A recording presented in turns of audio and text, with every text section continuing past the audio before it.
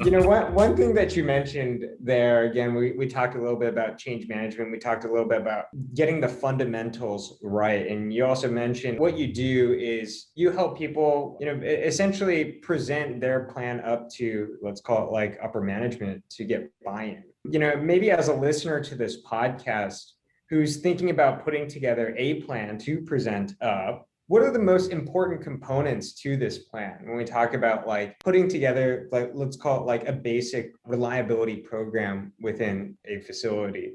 I think, you really got to start at the top, right? And executive understanding. I think the big buzzword nowadays, ISO 55000, Hmm. right?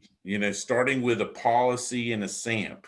I've worked with some folks that have moved on, have, longed to be a practitioner again and back into the factory. And some of the ones that I've spoken with recently have really utilized ISO 55000 to build a policy, and a policy just being, a one sheet that the executives recognize the importance of having an asset management plan in place.